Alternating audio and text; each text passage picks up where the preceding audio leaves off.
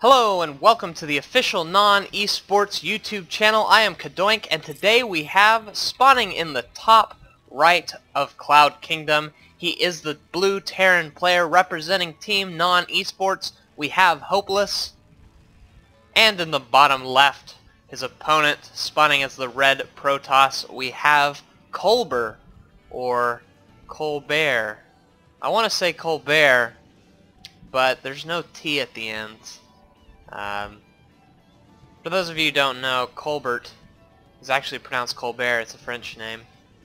And, yeah, the T is silent. So I really want to say Kolber, but it's probably not Kolber. So, I'll try to say Kolber, but chances are I'll say Kolber. And wow, Kolber, he is getting a pylon, putting a pylon right here. I suspect, there's no forge on the way, so I suspect a gateway play. Yeah. Probe going to be going up. He's going to put the gateway down. Yeah. Hopeless is spotting this.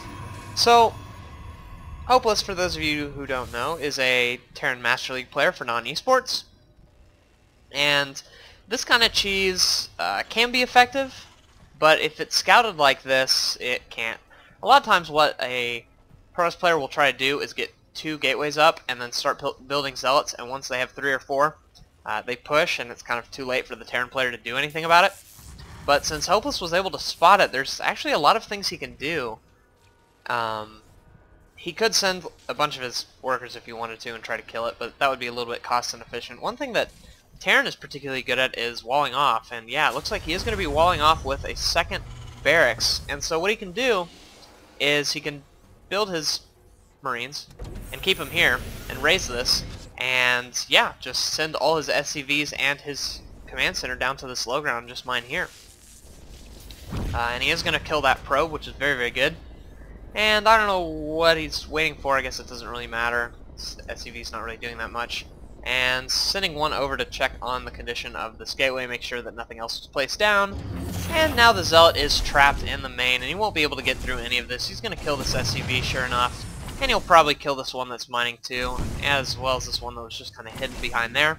But this Marine is just about to pop, and there it goes. And now Zealot will be forced to run away, as he can't really attack any of this stuff without being hit by the Marine. Ooh, but this poor SCV is going to die, yeah.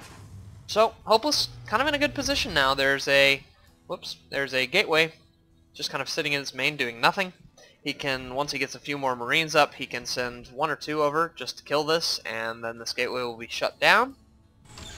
And then he can continue to mine. He's getting up his orbital commands. He's got a little bit of gas. I suspect he's going to try to get an early Marauder and probably push now that he has these 2 racks. So let's see what's going on in Kolber's base. Kolber's a little bit more vulnerable. He's getting his gateway up. I'd kind of like to see either a few more gateways just to make sure he can defend, or a forge. I feel like he's kind of in a bit of a vulnerable position. This gateway going down, his first quote-unquote gateway, is kind of late if you consider the fact that this one is essentially useless. But he's going to be getting an expansion, a little bit of a more risky move. It is going to put him ahead quite a bit economically, but if Hopeless moves out with a nice little Marine Marauder force, he's going to be able to do a lot of damage to Kolber. So we'll have to see what Hopeless decides to do.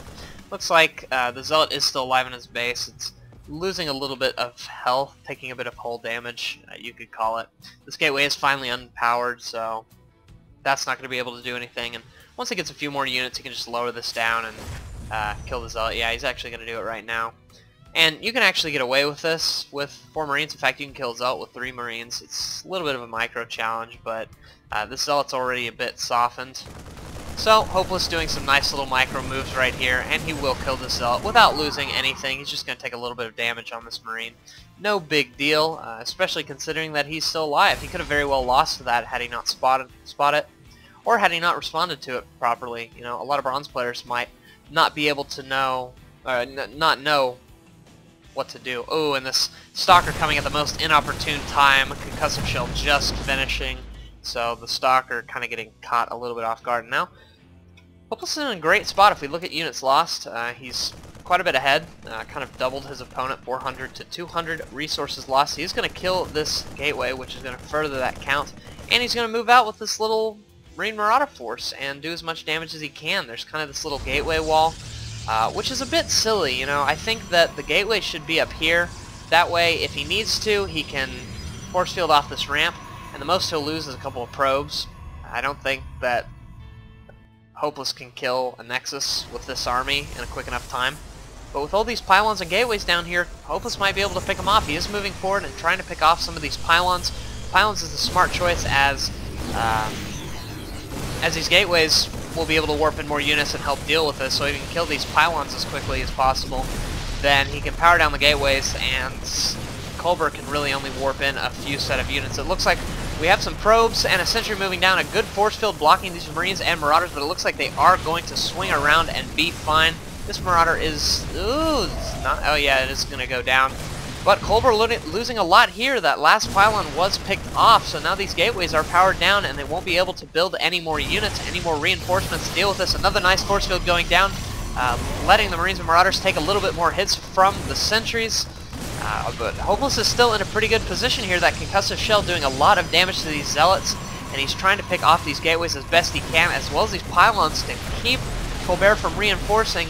More and more resources lost for Kolber as this gateway does finally go down, and this one looks like it's probably going to go down as well. Not a lot of stalkers in the mix for Kolber. In fact, I think there are none on the map. Yeah, we don't have any. Just sticking to these sentries and these zealots, which aren't going to be able to do that much damage to this little force. He's going to be able to get some force fields here. Nice one going down, picking off a Marine, but Hopeless is going to run away. And I think Hopeless should just go home now. If we look at the units lost tab, oh my goodness, it's 1,300, 1,500 now to 500. It went up because this gateway just died. But there's absolutely no reason for Hopeless to stay. He knows that his opponent is going to be a little bit economically ahead of him because he has 2 bases. But Hopeless basically just secured himself the opportunity to take his own base, which he is doing, to take his own main back. So Hopeless in a great position. If we look at the income tab, the income is in Kolber's favor, but the supply is even. So, ooh, actually waiting for stem, that might be a smart move, but another force field going down that's going to, I don't know, it's not going to be very favorable for Hopeless. Hopeless going to be losing a lot here. This is exactly what I was talking about. This is exactly the thing he didn't need to do. Kolber able to close the units lost gap, and now he's economically ahead. So if Hopeless had just run away, he would be looking very, very good. I'd love it if he put a bunker down here, somewhere in that area, as well as maybe 1 or 2 here just to defend this third. And then once the third gets up, he can become economically far ahead of his opponent. So yeah, I think a little bit of an over-eager move by Hopeless, allowing his units to get killed like that. Really should have pulled back after he did all that damage. If we look, there's only 1, 2, 3, 4 gates out for Kolber. 11 minutes and 4 gates. You know, Protoss player would be want to be in a lot better position. You'd want to have his Twilight Council up, or maybe a Robo Bay and a robotics facility. Just, you know, general things like this. The Protoss player really wants to be teching up, or he wants to be having 7 gates or so. But he's just now getting his 2nd forge, so that's pretty normal. A lot of Protoss players don't go double forge for a long, long time. And I suspect he's going to be putting down some sort of tech, otherwise we'd probably have seen a huge swell of gateways by now, as he kind of has the money to do it. But looks like he's going to be moving forward and trying to take some map control. I really think Hopeless needs to stay back. This is a very sentry-heavy force. And on a map like Cloud Kingdom that has a lot of ramps like this, you know, more and more ramps with rocks in it, great force fields can go down. Looks like he's going to be stemming forward and trying to pick up a sentry. He does get 1, but look, this is exactly what I was talking about. 2 force fields going down. If Hopeless was a little more eager and sent his units a little farther, his units could have been cut completely in half and actually completely trapped had the force fields been right, thanks to this rock and this tiny ramp. So this is what I'm talking about. Hopeless needs to be very careful. On a map like Cloud Kingdom, you can't really afford to just run around the map. You want to keep control of the watchtower as best you can and then just really defend. You know, there aren't that many barracks out for Hopeless. He's just on 3 base now, and he's getting up his 4th and 5th barracks. He doesn't even have a starport yet. Oh, actually he does. I take it back. He does have his starport, but let's see, economically he's ahead now, so he's doing great. There's absolutely no reason for him to be too eager, to be too excited. He doesn't have any upgrades as far as engineering bays are concerned. That's a little bit risky. His first engineering bay just coming down at 13 minute. Actually, he's getting both of them at the same time, which I think is a wise decision. But he really wants to make use of the fact that he's ahead. He wants to wait and get these upgrades up. If he saw the Protoss army, he knows that +1 armor is finished and +1 attack is on the way. He doesn't know that, of course, but he needs to be careful. He doesn't want to be caught out by a bunch of sentries. And look at this, we have a Dark Shrine, win behind Dark Shrine. And I've been saying over and over again that I think Kolber is a bit behind. I like that he's getting the double upgrades and chrono boosting. I like that he's getting up the Dark Shrine. I like the Twilight Council play with the Zealot legs. I feel like Zealots are going to be very, very strong. But Hopeless has dealt with this. He's got a turret in his natural. He's got a turret in his third. Does he have one in his main? No, he doesn't. But highly unlikely that the DTs will get there without a Warp Prism. DTs into his main, of course, without a Warp Prism. And so, yeah, I think that Hopeless is kind of DT-proof. He is going to be moving forward, which will also kind of stifle the DT thing. He's going to be lifting up into these medevacs and dropping into the main. He can do a lot of damage here, and the SimCity is not the best, not the best at all for Kolber. He's probably going to have a little bit of a trouble getting through all this, but actually dealing with it quite well. He's going to be moving around. Oh, there is a bit of a gap. Looks like the Marines and Marauders are falling. A lot of probes going down at this time. But here comes the Zealots and Sentry, and I think that this is the time where Hopeless should leave. There's no reason for him to do any more damage because look at this, force field's going down. I suspect some more will go down as well. Maybe not even needed. The Zealots are closing the gap. Another stem going down, but it looks like Hopeless is going to lose a lot here. I think he once again got a bit over eager. If we look at the units lost, oh, actually he did quite a bit of damage. If we look at workers killed, he did kill 12. Total this game, but still he lost a good bit of his army. We can see that the supply is fairly even at this time. Fortunately, there's a huge production tab for Hopeless, and he's going to be able to deal with all these DTs, no problem. This missile turret actually going down, so he, fortunately, he does have a scan. He will be able to pick off these DTs. 4 is actually quite a bit to just kind of throw away like that. Usually you want a few over here, and then if he had been able to get up into the main, you'd want a few up in the main as well. Hopeless is going to replenish his turret supply, just building another one. But he has a bit of his SCVs trapped. I'd like to see him get those sent back to work, but he is moving forward with some empty medevacs and doing another drop. Oh, very active at dropping. Hopefully this drop was more effective than the last. He's going to be able to pick off a Stalker and then just pick up and run home. So I like this play. We got a few more medevacs flying over a cannon. This is so bad, taking unnecessary damage. A Stalker spawning. Oh, picking off that medevac as well as that one. Wow, 2 medevacs lost. So bad for Hopeless. Kolber making some good decisions that are kind of helping him stay alive, I guess you could say. He is going to be behind an income now that this third base is fully up and running, and this natural is back up and running as well. A bit of some saved scans just to make sure that no more DT play happens. He's getting up another turret, which I think is a wise move. Also, finally getting a bunker, I think a little bit late. However, he was keeping Kolber in his main, so not too risky. It looks like Kolber going to be moving forward with a nice little Archon Zealot army, and I think that Hopeless is actually in a bit of trouble here. Force field going down. I don't know if they're the best force fields actually keeping the Zealots away from the Terran army, but a lot of Archons here. The Archon's doing a lot of splash damage. It looks like Hopeless is going to pick up and lift into the main so that he can use that high ground advantage. Oh, maybe not. But he's definitely going to have to lift this up and send his SCVs away. Oh man, Kolber doing a ton of damage to our non-esports hero. The Zealots moving in at this time. A lot of Marauders here, though, to help slow them down, as well as a lot of Marines. Stimming going down.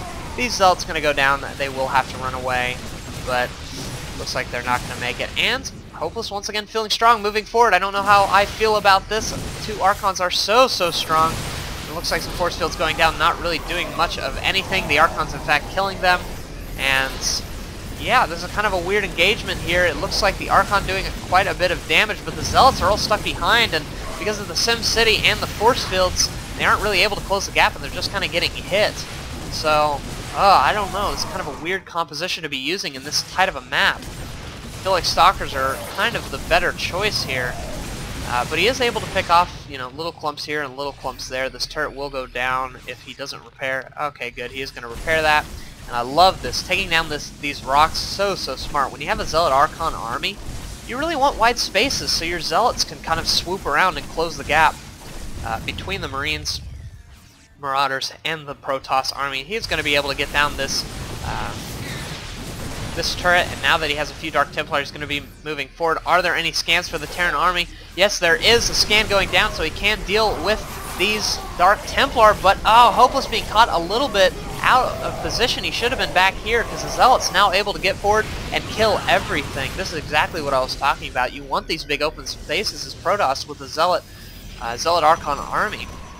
And Hopeless just losing more and more of his Marines and Marauders. He was able to take his third. If Kolber was a little more active, he would send a few of his army over to this and take it out. Looks like, once again, Hopeless moving forward, but I don't know how I feel about this. Zealots are trying to get forward and attack the Marines and Marauders. Force field going down, kind of blocking that. I don't know. I feel like Sentries aren't the absolute best unit to have with the Zealot Archon on this map, because all of his force fields are kind of harming him. I think that once the Terran army gets here, a force field here will be money, because they'll be stuck out into this open area, and the Zealots can really just crush everything. But Hopeless is continuing to reinforce his army. He's working on those upgrades. He is at 3-2, I think. Yes. No, he's going to be at 3-2 once this weapons level 3 finishes. Looks like some more DTs being warped in, if not just to make Archons. Yeah, they are to make Archons. And maybe just to force a few scans. It's kind of a smart move. It's going to keep the Terran player from using his mules. But look at this. We have Mobius Reactor on the way, as well as well, he's not getting any ghosts quite yet, but I imagine he will soon. Once again, Terran player moving a little bit forward. He is going to have to get a scan here because of these Dark Templar, and now the Zealots are on the Terran army, just crushing everything. You've got to be careful as a Terran player and not let these Zealots close on you. The Zealots do so much damage. They're the big damage dealers, and the Archons are the big damage takers. They just kind of soak up damage. So Terran player slowly getting whittled away here. The Zealots once again doing an incredible amount of damage.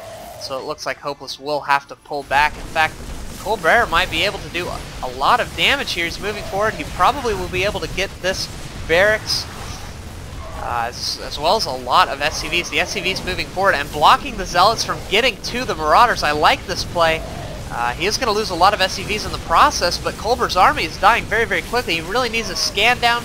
Actually, he's able to see that somehow. Maybe maybe these turrets are in the way, and wow, Hopeless surprisingly cleaning that up so effectively, thanks to those SCVs. I like that. I love this play.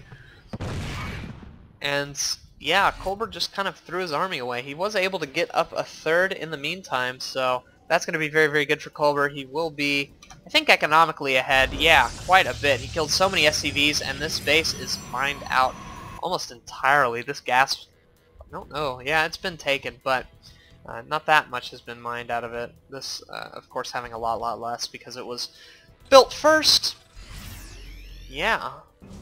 So Kolber continuing to warp in DTs. DTs are kind of, I think, the cheapest way to build Archons, so I kind of like the transition into, you know, continuing to make use of that Dark Shrine. Zealots moving forward, once again closing on the Marines and Marauders, doing a lot of damage. These Marines and Marauders are clumped up, which is good for the Archons as well. They're going to try to get this base, but I don't think they'll be able to do it. The Marines and Marauders moving forward once again, pecking off a little Zealot force. Some little bit of stutter step action going on at this time. I like this play. So I'm trying to whittle down the health of these Zealots, but I'd like to see Hopeless get some ghosts up. He's getting his first 2 ghosts at this time. Ooh, it looks like this thing getting dangerously low. He's going to have to float it into the main and see if he can repair it in time. Oh man, a lot of Hopeless's army dying, and this is looking very, very bad for Hopeless at this point in time. Kolber has effectively shut down his third. There is no second mining because I mean, the base is mined out, and Kolber has a third of his own. So the only really saving grace is that Hopeless finally is able to get his ghosts up. And he has 4 ghosts on the way, 2 of them just finishing at this time, actually 4 total now, and 2 more on the way. And he has the Mobius reactor, so we'll be able to lay down some EMPs, and EMPs are going to be really good against these Archons. You can see they only have 10 health. And so EMPs are going to deal with the majority. In fact, we can see here the Archon army moving forward. Is he going to get the EMPs off? We'll have to see. He's moving his army back. Oh, the force field's working in Kolber's advantage at this time. I have the Archon selected to see if the shields go down. It looks like he's not going to be able to get off any EMPs, sadly. And the Protoss army will run away. I think Kolber is a little bit weary of the fact that ghosts are on the map. I do believe he saw them. And doing a little bit of long-distance mining. I don't know what the point of that is. He's continuing to warp in units. A lot of zealots. So I think that Kolber is just kind of mindlessly attacking and attacking and attacking. He really needs to get up a 4th, just as kind of a safety measure. He has the money to do it, but he's just continuing to warp in more units. And he's also getting that shield upgrade to help his Archons out a bit against this EMP. Well, that was a weird noise. I don't know if you heard that. Hallucinated zealots. Oh, and it looks like the Archon's moving forward once again. Are the EMPs going to go down? Yes, some EMPs blanketing a lot of things, but the Archons in the back still have a lot of health. But fortunately, he was able to use the EMP to force the DTs to be not invisible. And wow, it looks like he is going to clean up this army. Great play by Hopeless. Those EMPs just making an absolute world of difference in that fight. Absolutely love that play. And I'd like to see him continue to get more and more ghosts into his mix. He's got 1 on the way. He's got 1 in his army. And he is going to be moving his natural down to this base. Unfortunately for him, there's a probe here that can spot it or block it with a pylon. That'd be a great place to put a pylon. But it looks like the probe is just going to move up into the main and see what's going on. The Protoss player doesn't actually have that much at this time. I'm actually really surprised. He had a pretty decent economy, but he never took this base, and so he just continually long-distance mined. He didn't ever tech switch. I think that maybe going into Colossi would have been an excellent decision for him, as there was no infrastructure for Vikings. Really, the only infrastructure is the starport, and Kolber could have kind of suicided units to kill it, and then just hard tech switched into Colossi, and I think that Hopeless would have lost for sure.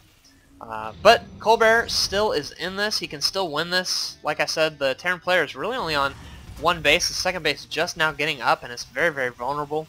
But it looks like Kolber's just going to be going in once again with his Zealot Archon army. This is not the wisest of decisions. There are a lot more ghosts. They can blanket EMPs a lot better.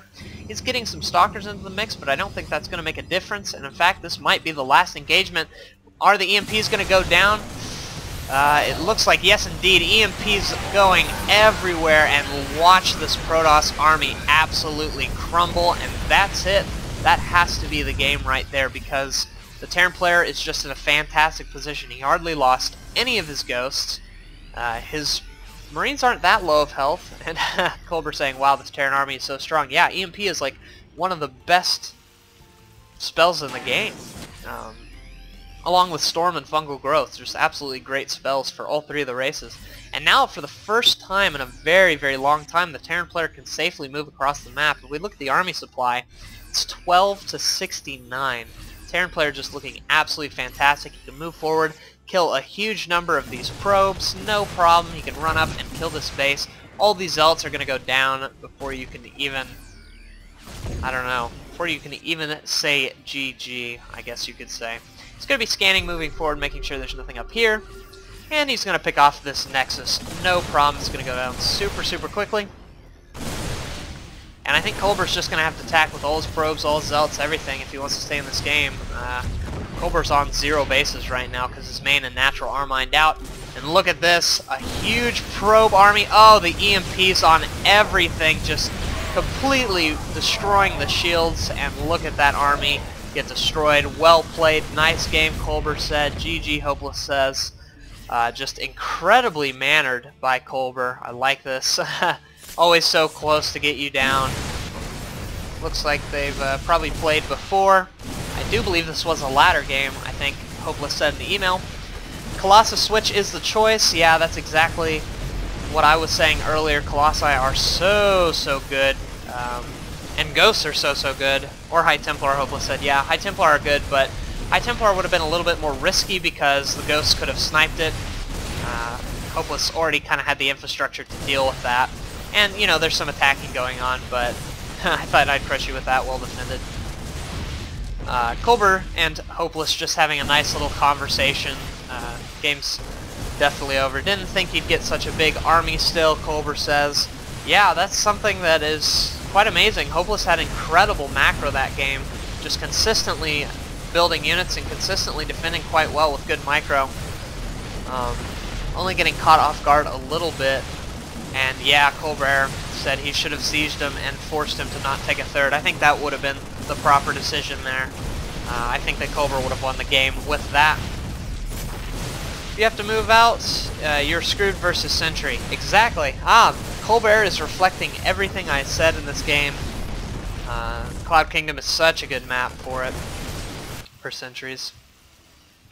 But I don't think Zealot Archon is the best for Sentries. Kind of a weird, I don't know, statement, but I think it's true. And the final GG going for Kolber, as he does leave the game. So congratulations, Hopeless, a very fantastic hold to very early cheese and some very early pressure.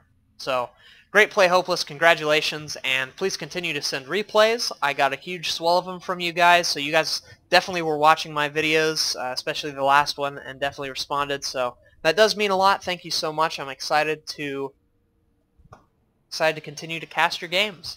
So a little bit of news I wanted to give at the beginning of the game, but things got crazy really early on. First of all, next week's game should be on Friday rather than Saturday. And the reason for that is I am going to be flying back to Nashville, Tennessee, which is where I am from, in order to vote in the United States presidential elections. I think it's very important to vote. Any American citizens watching this video right now, I think you should vote. I'm not going to tell you who I'm voting for, and I'm not going to tell you who you should vote for, but I'm telling you you should vote. It's important. It's part of our civic duty, and I think that, you know, a lot of people think that the election system is rigged or ruined or broken, and, you know, maybe it is, and I don't know. We still are allowed to vote, and we should still at least do so. So, everyone, go vote, and the next game will be on Friday, hopefully, as I will be on a plane Friday night, and then I will be in Nashville Saturday, and I won't really have the opportunity to get the cast a NoN-eSports game. So it will be Friday. I'm excited about that. Some other news. I know I had a list of things. I turned 20 yesterday, which is very exciting. I've lived a total of 2 decades, which is crazy and scary and awesome. What else? Okay, so some other things. I had a busy week last week, 4 tests. It was absolutely crazy. But I'd like to start casting a little bit more on CadoinkStudios. I feel like I've been really putting that off just because I've been so stressed and so tired due to all the schoolwork I've been doing. So I'm going to try to start casting every other day, if not daily, starting next week. So I'll try to get some games up next week on the Cadoink channel. On the NoN channel, there will be a game next Friday. And that's really all I've got. So please subscribe to the NoN-eSports YouTube channel. That would mean a lot to us. Also, comment on the video. I absolutely love reading the comments, and like the video as well. That's also very important to me. And also check out my own personal YouTube channel, CadoinkStudios, youtube.com/user/CadoinkStudios, and subscribe and comment all that on that channel as well. Finally, please check out the NoN-eSports website. We do have a new website. It is a fantastic website. Absolutely love going to it. I go to it about every day and just see what kind of things are going on. We have a forum, all this sort of exciting stuff. So yeah, that's really all the things I have for you. I really hope you enjoyed this cast. I enjoyed casting it for you, and there will be more casts in the future. So anyway, I will see you guys next Friday.